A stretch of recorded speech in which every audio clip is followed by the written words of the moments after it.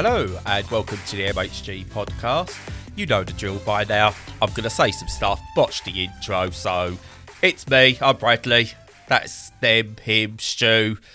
Darkness and miserable and all that. We bring you light and joy. We think, we don't know, we might do. But yeah, Stu, how you doing? I'm okay. Yeah, not too bad. As usual, just, games shining. Just leaning into the botch now. There's no point trying to hide it, is there? But now I'm kind of leaning into playing games to just pretend that the world doesn't exist very often, which is a good way of escaping things. It's good. Rather than going off to Australia to hide in a jungle, you mean? Escape my responsibilities by eating a load of witchetty grubs, yeah. Talking of witchetty grubs, he is a bit of a witchetty grub, isn't he? A little bit, yeah. Yeah, he went to a private school just down the road from me. Not down the road, it's a few miles away. And, like, everyone I've ever met from that place is a right arsehole. Sounds about right. But it comes to something when apparently Boy George has got the moral high ground on you. Exactly. And he chained someone to a radiator. I know. So everyone just sort of conveniently forgets that he kidnapped and imprisoned somebody for several, was it days or weeks? Yeah, went to prison for it, I believe. But yeah, he has the moral high ground over Matt Hancock. Crazy. So there you go. That's politics in modern Britain for you. Wonderful, isn't it? The Americans are doing the right thing by not bringing Trump back so far, it seems. So, I think they can lord it over us for a little bit. Yeah, God bless America. That's a good choice. Talking of blessings, we should count our blessings, Stu. Do you know why? Why? Because video games. Yeah. So, what have you been playing? You've been playing with the God of Thunder or something, haven't you? Yeah, just a very, very small game called God War Ragnarok. Yeah. For Ragnarok, something like that. Yeah, for Ragnarok. Yeah. It's really funny because, like, when you start playing the game, you see how much time and thought they've put into it, and the world, and how they use that whole, Norse mythology stuff. How thin it looks on the Marvel side, which is not, that's fair enough because it's only a silly superhero series. But you're like, oh yeah, they've really made it look and feel like something totally different. But yeah, that's what I'm playing. I prefer Greek mythology anyway. Yeah, no, precisely. But yeah, so I'm playing a AAA game, which is a bit bizarre, and on release. So the last time I did that was Forbidden West. So that was February. And you love your Sony genre. I do. But I mean that's not far off the truth, to be quite honest with you, because they do something that's particularly good in that field. It's a very narrow field, so it's basically like third person free roaming adventure. And they're good at it. But yeah, they do it really, really well, and Santa Monica really do stick out. And yeah, I've got a lot of thoughts on Ragnarok. So I'll do a quick kind of non-spoilery bit, and then I'll do a spoilery bit, and check the show notes for the timestamps. But so non-spoilery, I'm running it in 4K in high refresh rate, so it's hitting sort of, I believe, around 90 hertz most of the time, and can go higher or maybe a bit lower, but way above 60 and constant 60 frames per second or above. So it looks smooth and absolutely flawless, and I've never had that experience on a console since the 2D era on a CRT. It's really weird. I mean, I have it all the time on a PC, but having it on a console is fantastic. And it's also got HDR, so if you got a good HDR monitor, it looks even better. And mine does, so I'm lucky in that way.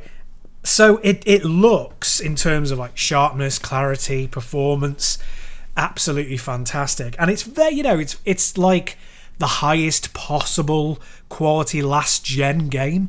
So it doesn't feel like a PS5 game. It feels like a PS4 game, but in that good way where it's taken all of the problems that you have when you push something hard, with having to have a lower frame rate and having screen tearing and having all sorts of other compromises, and the compromises are completely gone.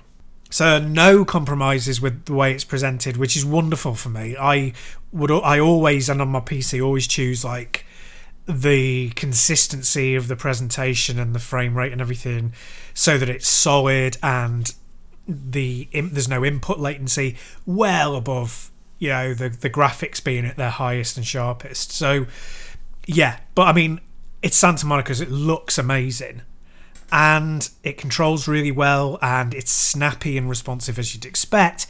I think they've sped up and improved on stuff like, now just a bit of context, I didn't play a lot of God of War 2018. I played it for about 10 hours and I got a bit bored, but I know enough of it to know how it feels versus this one. And this one seems to get into the bit where it lets you play around with your God of War old school, like PS2, PS3 era moveset, and do combos and chains and juggles and all that much more quickly, which is great. And they feel much more responsive than they did to me in the last game. Yeah, I think they've really tightened it up. So the fighting is really good, and the exploration is a bit less hubby. It's a bit more open. It's still a linear experience, but instead of you being like on a hub, so a wheel with spokes, and you go off on the spokes and come back to the hub, it's much more kind of like you go down a tunnel, and in the tunnel there are sometimes little stairways and escapes towards different areas. And it also brings stuff in that allow you to choose whereabouts in bigger areas you want to go to do different sorts of things. So it's not open world, but it's like a curated, experience in that way. And the story is really, really good. Really, really good. Well told and beautifully acted. And we'll get into that in spoilers. So that's the non-spoilery thoughts. Yeah, it's I've still got the first one. I had it on PlayStation 4 originally, and I got about an hour in and just went, oh, this is a bit wonky. Yeah. It's like, Dad, please let go of my hand. And he went, no, boy, I will take you through. Yeah, that's a good impression. Like, no, Dad, please. Oh, yeah, I just want to play, Dad, please. But no, it holds your hand for quite a while. And I was like, I can't be bothered. And I went, do you know what? Maybe it'll be different when I put it on the Steam Deck. And yeah, it's even worse. Not in terms of gameplay, it's absolutely fine. It was just like, look, it's here. I just want to mess around for half hour, not sit through an hour's worth of juxtaposition and stuff like that. There's no need. Just let me go. So by the fact this one sounds like it lets you off the leash a lot quicker, I'll put a note down to get that one when it hits PC. Yeah, I mean, it's still a guided experience. So I think what I'll do now is say we're going into spoiler territory. So spoilers from here on out, you have been warned. They'll only be fairly minor because I'm not massively far through the game. But if you want to stay clear of them, stay clear of this section. So, yeah, it brings you in a lot quicker than the other one did. So I still felt like I was in tutorial mode after like 6-7 hours in the last game. Ooh, and in this game, I'm kind of, for the last half hour, I've felt like I'm 100% in. And that was about 3.5 hours.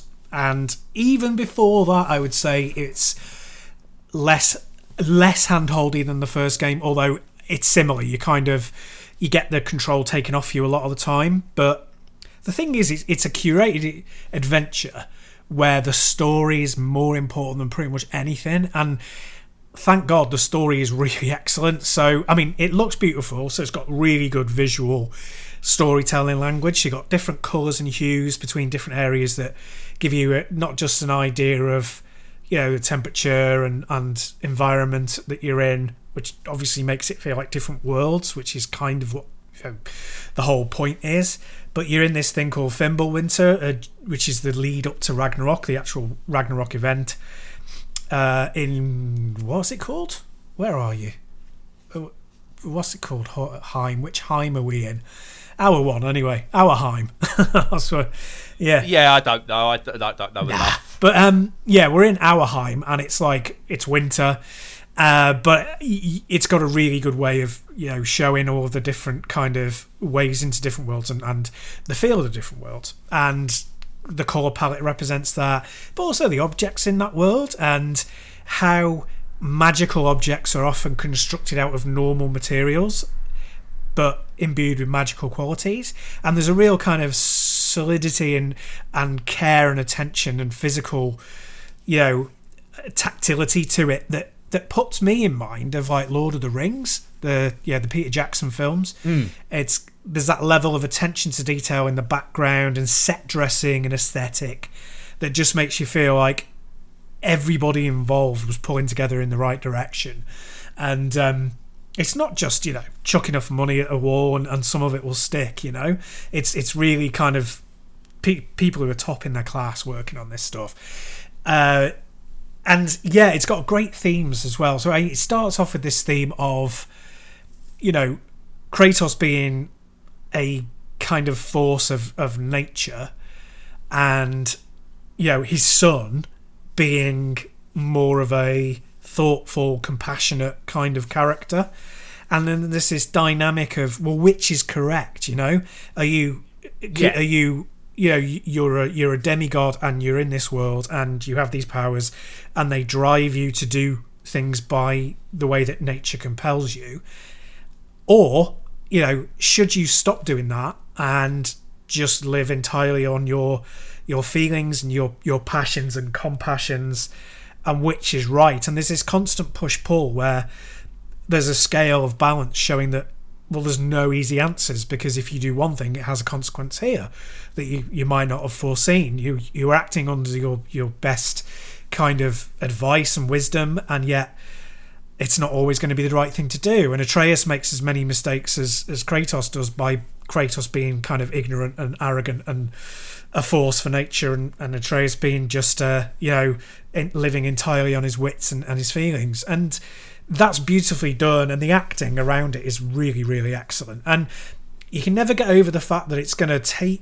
take you from being a part of that world as a player and being a participant, and being a spectator. So you have to be kind of really happy with that. It gets lesser as you go on, and you get more autonomy, and there's more environmental stuff to do. But it's still a very guided experience, or I assume it's going to be all the way through, but particularly at the beginning. Where it wins out for me is that because it invests the time in the characters in real time and not in cutscenes, but the control was taken away from you, is it kind of does that thing that almost the same name Gears of War did, which is there are bits where all you can do is walk forward and story's going around you, but it allows you to absorb the visuals and listen to the dialogue and have that world created but properly and solidly, and let you feel like it actually exists. And outside of RPGs, that's actually pretty rare. And it's, you might say, well, we've already solved this problem by having either walking simulators if you just want that kind of experience, or RPGs if you want it to be story with a very, very heavy sorts of weaponry and powers based thing. And it's like, well, yeah, but this is something very much of its own, even though there are lots of things like it. It's like that, there are lots of rifles, but this is mine kind of thing. Yeah. That's exactly what I was thinking as well when you said that's right. that. Yeah. So it has its individuality. And I think that the biggest criticism that I could level at it is that it doesn't seem very different from the previous game. It's a lot better in lots of ways, but it's not significantly different. And I think that part of that is because it doesn't really harness what the PS5 can do. So the areas are very instanced, and there are broken up sections where you have to go slow because it's clearly loading in the next section and the next level, next area, next part of the world. And you can eliminate that with as shown by Spider-Man and Miles Morales and stuff. You can break that up using the SSD to not have to have that loading and to make it much more seamless. And I'm sure there's tons they could have done with that. And so when we're talking about should we stay? Are we okay staying with previous gen and cross gen because it still looks beautiful and you can now get it at 60 frames without worrying about anything and looking ugly and old? Or are we pushing the boundaries? The argument for, and I'm not saying I fall on either side because I don't, I'm ambivalent, but the benefit of going forward and going, right, we're only doing this on PS5 is that it might have opened up some more gameplay features and nuances that you just can't do with the older hardware because it doesn't have the capacity to do it. So there is an argument for it having been full PS5. But as it stands, it's beautiful, it's beautifully written, it's, you know, it's got a brilliant aesthetic, even if the graphics weren't as, you know, didn't have the high quality that they do because of the number of artists. The amount of thought and detail behind it is clear, and even if it was been done on lower end hardware or, you know, with less of a budget, I think that still would have shone through. There's a lot of intelligence and a lot of compassion and commitment put into the way that the game works, and I think that listening to that, so you're hearing me talk about the aesthetics, the story, you're talking about, you know, how it all fits together, the speed of it. It's talking about it as an experience, and it's an experiential game. So it's not for everybody. It's for a lot of people, but it's not one of those things that you go, well, everybody's going to love this. It's the perfect game for everybody. It's not normally the kind of thing that I rave about, and I'm not raving about it. I think of it very, very highly, and I'm really enjoying it.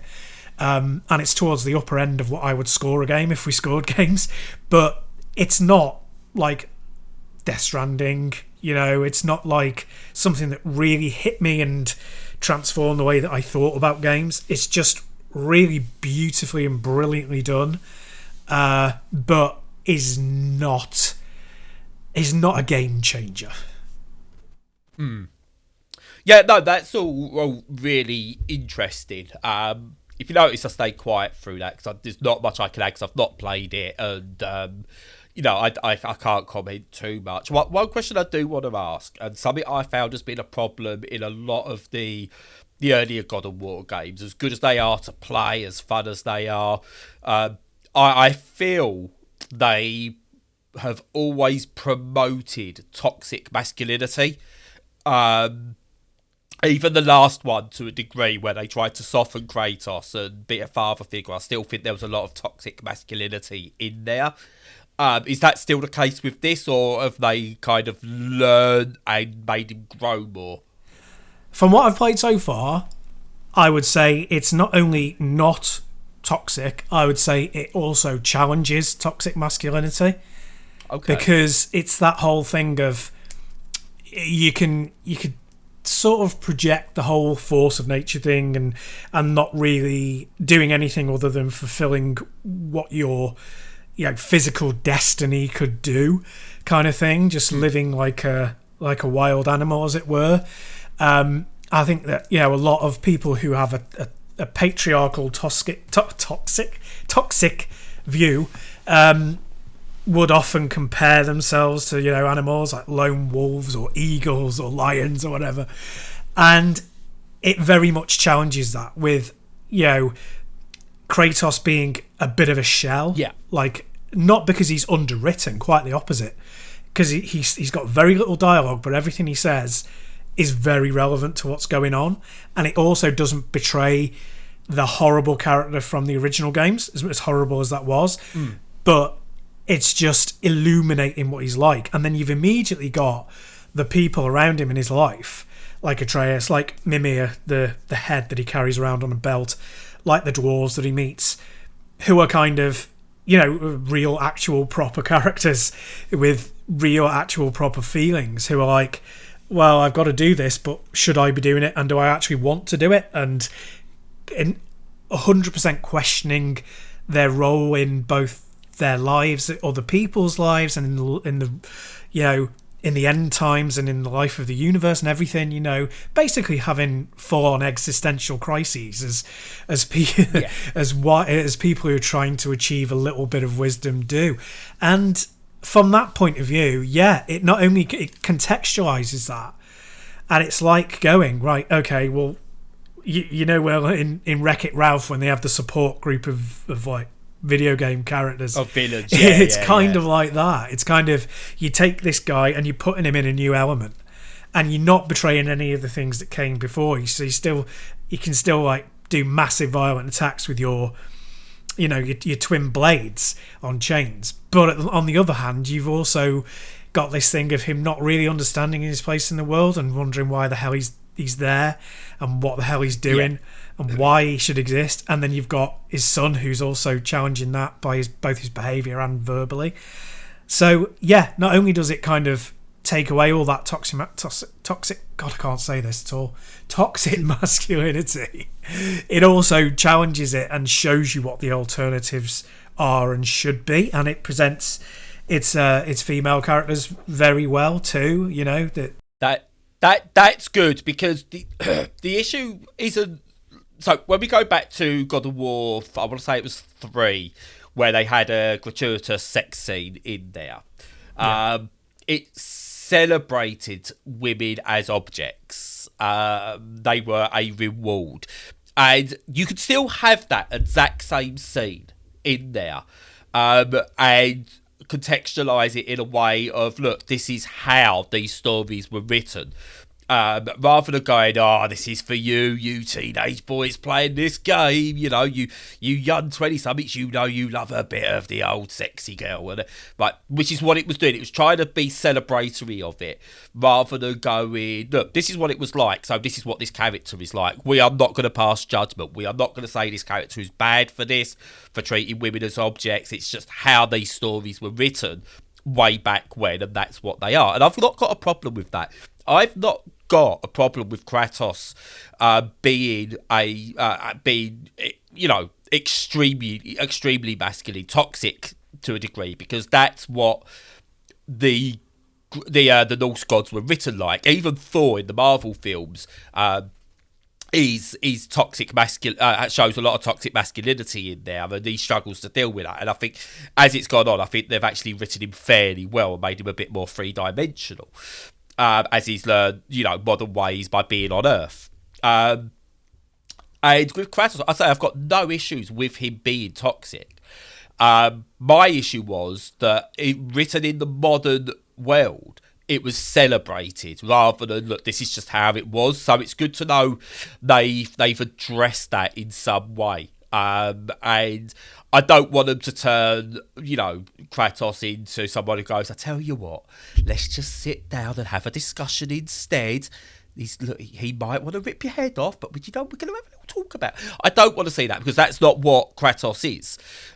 You know, I do still want him ripping, you know, everything to shreds because he can, and sort of going fist first, because that's who it is.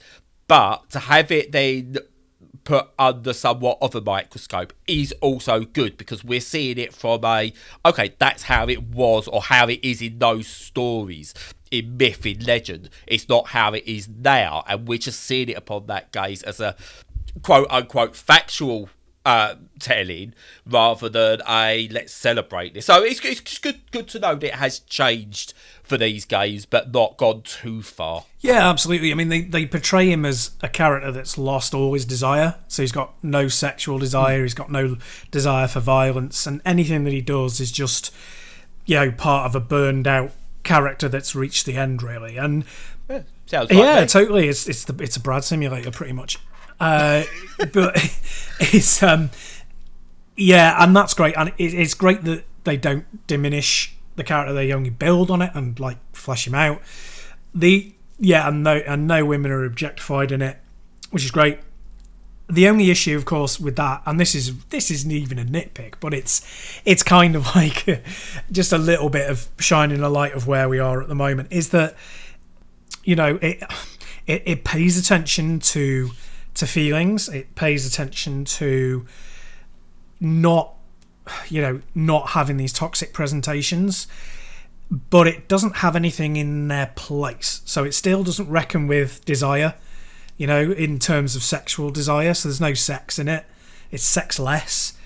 And it's very much a reckoning with father figures kind of a story.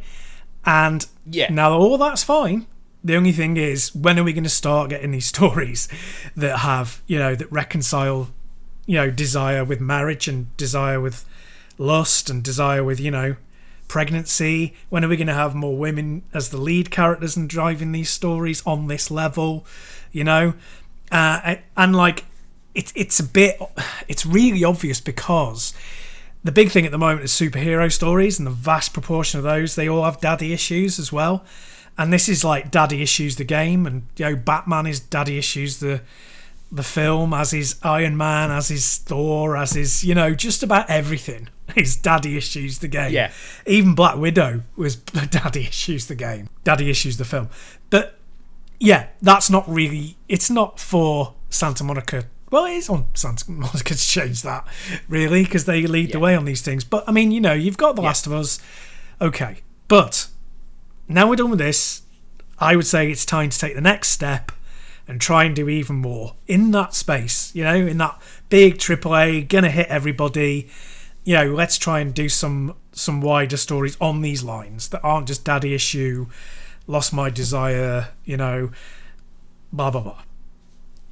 Yep, I totally agree with you. I'm glad you mentioned the Marvel stuff, in all fairness, because I think the one Marvel property at the moment that has really shown something different and tried to tell a story about a lead female character that isn't daddy issues, or a male character that isn't daddy issues, is She-Hulk. Yes, yeah. They are, that's someone who's learning about their own issues, learning about themselves and breaking out from that, learning to appreciate what they've become, but also what they were. I love the idea of everyone around her wants her to be She-Hulk in court, but she doesn't want that. She still just wants to be the best lawyer, etc., etc. Breaking the fourth wall and all that. And I often, before I started watching it, I'd seen a lot of the hate it was getting. It's the worst thing Marvel have put out, blah, blah, blah, blah, blah. Let's pick on the CGI and etc., etc., etc. And I watched it, and then I went, right, I think I get why a lot of men, cis white men, essentially, aren't liking this, because it's not painting this woman. Well, it is literally painting a woman, I suppose, but it's not painting this woman in a way that they can relate to this woman. She's not a damsel in distress at any point.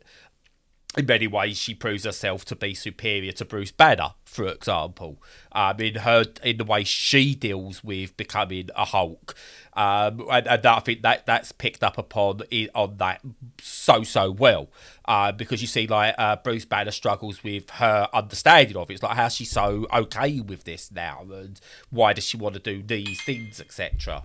So I think that's all really, really good. And yeah, I think that's the next step for games, really. I'm glad we're getting stronger lead female characters in video games. I think Aloy's a brilliant example. But I think the next stage is, now can we round them off a bit more? Can we start to have these female leads in video games, and even male leads, actually sort of go, right, how can we write them that it isn't just, oh, this is a male character that does this is a female character that does this? Can we start to write them more, all of them, whether that's Kratos, whether that's Aloy, whether that's Lara Croft, whether that's Marcus Phoenix, I don't care. Phoenix, I think. Can we start to write them as people with these issues? And I think that's what's got to come next for games, and I think games could drive that narrative forward, because a lot of films, books, etc. have got to undo 100 plus years. In books, 4, 5, 6, 700, 800 years more of history of how they've always been accepted. Games haven't. They're babies still, and they can evolve a lot quicker than the other mediums. And, it's good that we're seeing it with God of War, but yeah, you're right, the next step has to be taken. Yeah, it really does. And that's a good point about it being about people rather than being men versus women, because it's really important to have, if you feel like you can tell any story, because then you can have, trans stories, LGBTQ plus stories, You can start bringing in all sorts of different stories where, because you've broken that thing of it doesn't have to be a male lead, and it doesn't have to be I am making a statement by making it a female lead. It's just stories of people, and we'll never get there. We'll never get there fully. We haven't got there in 1,000 years of novels being written, stories being written. So if we've not done it then, we're not going to fully do it now in games. But just having a few more at the top tier would be great. I mean, even Last of Us, that was kind of Ellie being the lead was grandfathered in by Joel being the lead in the first game, So oh yeah, she had to take the lead because he gave his life, blah blah blah, he gave his life up for her and then eventually gave his life for her, so she had to take over. And we saw the reaction to that as well. We won't go too deep into that right now, but you saw the reaction to that crossover, and people just couldn't accept it. Rather than it just being, Joel passing over to Ellie, that's one character to another character, and that was it. People couldn't accept that we went from a male lead to the female lead, and that's something we need to get over. That gender does not come into that one bit, but it was made about gender, and that is still a shame that we are at that point. But, and I will always say this, we are getting baby steps. We are improving slowly but surely. So yeah, we'll see. Exhausted that topic from my side. I could rant on about sexual politics for hours, and have done. We'll just go for a hard move there. Could you just shift that way a little bit, Stu, for me? Yeah, of course, can. Yeah. No, not that way. A little to the left. Okay. Yeah. Okay. Any better? I see. I've been playing a little to the left. Nice segue. Look at that. That was a good segue. That's how you do a segue. Now, this is a game that I've been looking forward to for quite a long time, since I first saw it at one of the indie showcases that happened throughout the years, over the last few years. I couldn't tell you which one it is. But essentially what it is, it's an organisation game. So if you imagine sort of like, it starts off basic, there's a frame that's slightly wonky, you've got to straighten the frame, and then you move on to the next puzzle, you've got to do a little thing in that, and then you move on to the next puzzle, and then look, there's these pencils, can you put them in order of size? Yeah, do that, move on to the next puzzle, etc, etc. It's all it is organisation. And you got sort of like ones in there where you've got a whole different, like loads of different types of pasta. And you've got to just organise those different types of pasta. Now, it doesn't tell you how you've got to organise it. You need to work that out for yourself. And, you fiddle with it. You go, maybe it's by size. And then you go, no, that's not quite right. You haven't got that right. And you're like, I wonder what I've got to do. And, you can get clues and you can get help and stuff like that. But then you're playing it and you're going, oh, okay. It goes from the straightest piece of pasta to the curliest piece of pasta. In size order as well, so you kind of get a tool to like smallest bit if straight, and then you go out the other way. And you've got loads of different things like that. You might need to organise a desk, so you've got to put like a large letter at the bottom, and then put the next size piece of paper on it, etc, etc, etc. And it's just really, really cool. Like there's 70 odd puzzles in there. That you've got to sort out, and they all range differently. So there might be one where you've got to put stuff in a box in an organizer. Cut, like there's one that's like to do with books and how the books, like what thickness the books are, or what images are on the books. Because sort of like when you get those like bi-weekly books, like. And they've got a picture on the spine. If you buy all 52, you get a nice like picture at the end of it. Yeah.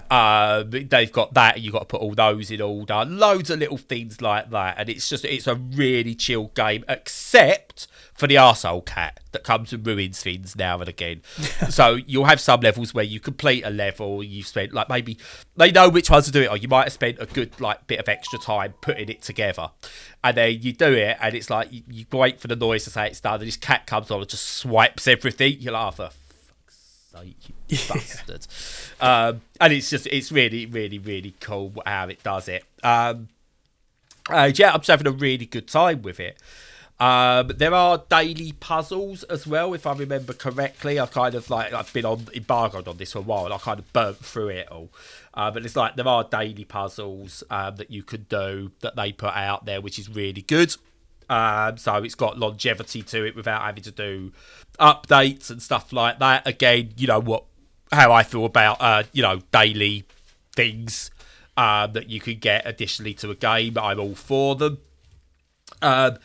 And yeah, it's just really, really, really, really good. Now, there are some issues in terms of accessibility, or there was, where some of the levels are a bit too bright for me. So you've got like a light blue background, and then you might have a tray that's like white, and then the items are various shades of lighter colours, and I struggled with that. And I did mention this to the developers, and they said they are aware of some of these. They have worked on making sure there's good contrast options on most of the levels, and there are some that they know they've got to work on, and they are going to work on them. So again, really good. They're very active in the community. It is only a small team that's making this, but it's a lovely little game, and it's perfect for the Steam Deck, by the way. As we've just, you've always got to point out, it is perfect on Steam Deck, and I'm just really, really loving this game, and I'm gutted that I finished it. Fair play, yeah, sounds pretty good. Yeah, so is that out today? It's been out a few days now. I was going to talk about it last week, but the embargo was the day after we went live, so I couldn't. But it came out, I think, Tuesday. It came out Monday, Tuesday, whatever. It was the 8th it came out. Nice, 8th of November. Cool. Yes, it's fresh off the press then. Yes, and I don't know if it's Steam Deck verified or not, but yeah, it's perfect on the Steam Deck. Nice. And yeah, indies for the win as well. Just have to pop that out. Yeah, in contrast I've just checked my game. Yes, there are daily puzzles. I wasn't making that up. There are daily. It's called a daily tidy. And yeah, I go and play those. If you like. And the good thing as well. Sorry, I've just got to point this out when it comes to accessibility. You can skip puzzles. You don't get punished. So it's one of the things I found, because I was unsure about complaining to the PR team about this. So the puzzles that were too bright, I couldn't do. And I was like, oh, well, this is me. I can't go any further. Literally press pause, skip that puzzle. Really good. But it isn't just an option of complete it or skip it. You could go, right, I need help. And you got like almost this scratch card for help. And you can scratch off as much or as little as you want to get clues as to what you want, so it shows you, if you want, what the final solving should be, but you could scratch it off a little bit just to get maybe a clue, or you could scratch the whole thing off and go, oh, that's how I solve it and move on, or you can press pause and click skip puzzle. All for that, brilliant. More of that in games, please. Yeah, for sure. That sounds really cool. Yeah, no, you should never be barriered by these things, especially if you're a bit stupid like me, a bit harder thinking, and you need to get past a certain area. Yeah. Oh yeah, for anyone. That's just not accessibility for people who need it. It's for anyone. You get frustrated on a game. That's always gonna be the one thing that makes you put it down and go, oh, do I pick it up again? And you go, oh, no, I'm not in the mood. That's always a barrier. Whereas if you could go, well, I could skip that bit. Stick that in God of War. This boss is hard. Play it for me. Everyone mocked the Mario. Was it you, Super Mario Brothers? We, or whatever one it was, where it basically just went, the game could do this level for you, and everyone was really just ruining games. If it just plays itself. And if that's what someone needs to get through a particularly hard level, what's that to you? Yeah, how is it ruining the game? If you don't use it, it's not ruining the game. Yeah, don't get me wrong. I don't expect, AI to play Call of Duty online for me, because that is unfair. I mean, bots are rubbish, so it's probably not unfair for the people that are playing the other end. But it's, we're not talking about online competitive play here. We're talking about, single player games or offline games that people just want to get, be able to enjoy. Forza Horizon, we spoke about, does it really well. There's accessibility options there. You can progress the game without having to complete story beats properly, or you can, tailor it to have to complete story beats properly. Options are there. And this is another one. It knows it's got issues with some accessibility. So what they've done is allowed you the option just to skip. Yeah, brilliant. Absolutely brilliant. That's why, again, I was worried about calling them out on it and speaking to them about it and feeding it back like that. But they was very open to it. They're fully aware.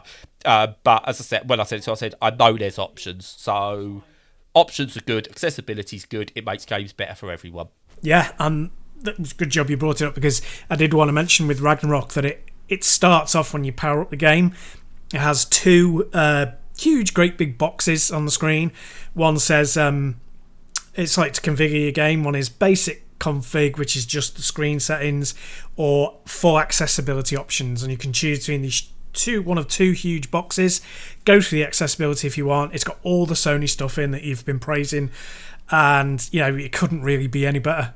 Although auto-complete buses. Yeah, we've spoke about that before. As soon as you start a game for the first time, I said start it in accessibility mode and allow people to skip that. Now, when you say there's two large boxes, are they easy to see? Like, not obviously they're in your face, but are they easy to read? Yes, they're white text on black background. Brilliant. And they're really huge. They basically fill their half of the screen. So it's brilliant. Fantastic, yeah. Brilliant. Yep, that again, right, there you go. That's perfect. You give people their options then. Because obviously most games now go, check your brightness settings or check your screen settings. They all pretty much do that these days of the bigger end games. So yeah, that's perfect. Well done, Sony, yet again with the accessibility stuff. Sony and Microsoft, that's where they're knocking it out the park. This generation and last generation, the accessibility, and they're doing it for money. I'm not going to lie, they're doing it because they want to earn more money. But that's how you can. That's where capitalism is good at times, because to earn more money, you need more people to spend money, and more people can't spend money if they can't get access to your stuff. It leads to innovation. More, please. Yep, 100% agree. Any other games, Stu, or do you want to save for next week? I've got two others, but I'll save them both for next week. Right, good. Yeah, it's been whatever long we've gone today. It feels like a long one, but we've barely spoken. Well, I've barely spoken. I know. Yeah, I know. It's good. I'm just kidding. Just quickly, I've been dabbling in retro again. I like to dabble every now and again because I got sent an Ambinic RG353 VS. Basically, it's a Game Boy looking Ambinic device, which is lovely. Absolutely brilliant little device, which I'll talk more about at another time. But yeah, I've been going back through some of the old retro games. And it's not about the games I've been playing that I want to talk about. It's a channel that's popped up, and I'll have to send you the link so you can pop it in the description. But it's got the video I watched, every Namco game ever released on the PlayStation 1. Oh, nice. Like a 3.5 hour video. And I've watched it over about 3-4 days. And yeah, it's just brilliant. And what it reminded me of, and games that are just the peak of design choice, and still one of my favourite designed games in terms of user interface and just graphics, like visual styles of menus and everything like that, is Ridge Racer Type 4. Yes. Oh my God. I don't think that's ever been bettered in terms of that's just perfect. It is. I was talking about that the other week.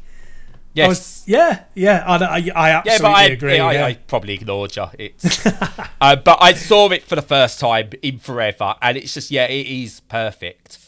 Mr. Driller, that's timeless. in terms of its visual design. And I didn't put two and two together and realise how much of the best design comes from Namco. Yeah, definitely. Yeah, their user experience stuff was just absolutely flawless in the 90s and the early 2000s. Yeah. I think the only thing that equalled Namco in terms of aesthetics is the stuff from the Design Republic for Wipeout. Yes. It's just nothing beats it. Ace Combat as well. That had some really good UI. The Tekken menus were, okay, not the best in terms of aesthetics, but they were functional. Just very, very simple menus, so they worked. Yeah. But yeah, I booted up Ridge Racer Type 4 again the other day, and it's just a really good game as well. Music is outstanding, the design choices are outstanding, and it's just, can you imagine a world of video games without Namco in it? How dull it would be. Oh, you're so right. We need to do a Namco special, maybe for the 150th episode or something. Yes, they deserve it. Yes, I mean, if there's ever two companies that need to merge, I'd imagine if Sega and Namco merged. Oh, nice. Oh, blue skies with perfect fucking menus. Oh, that'd be so amazing. It would. Get rid of Bandai. I didn't realise they've been with Bandai for nigh on 20 years now, haven't they? Bandai Namco, yeah. Yeah. I thought it was a lot newer than that. No, it's a long time. Yeah. Yeah. But I remember, as I said, I think I've said before, with Namco, it's they're like Sega. They're not afraid to try things. We know the Gun-Con is the most legendary peripheral probably ever made, and they done the steering wheel controller, the thing that you twist. Which I didn't particularly like. I have used one, didn't particularly like it, but it was innovative, and I know a lot of people do. But as I said, I played Rage Racer, whatever the arcade version was initially, that had a full wraparound screen on it and stuff like that at an arcade. And it was just like, it blew my mind. And again, they were willing to try things in arcades. They had like sit-down machines before sit-down machines were sort of like really the thing.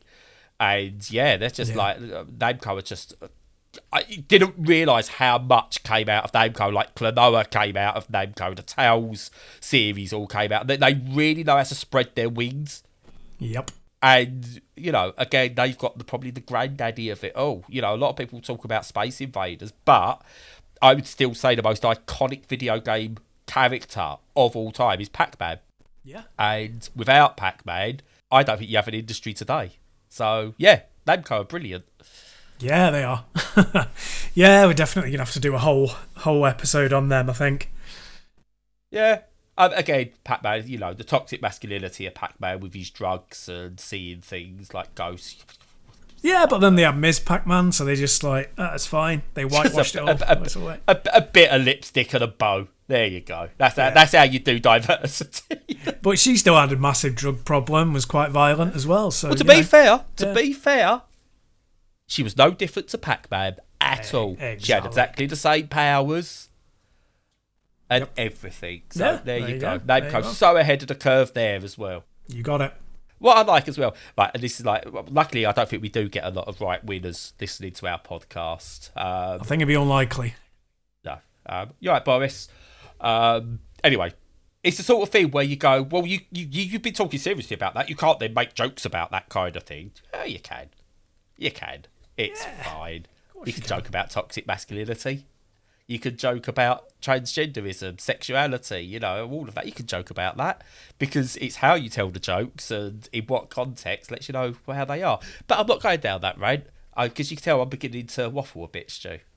And my brain slime's starting just to come out of my mouth now and verbalise it. So I think it's time, Stu. I think it's time. I'm going to shut up now.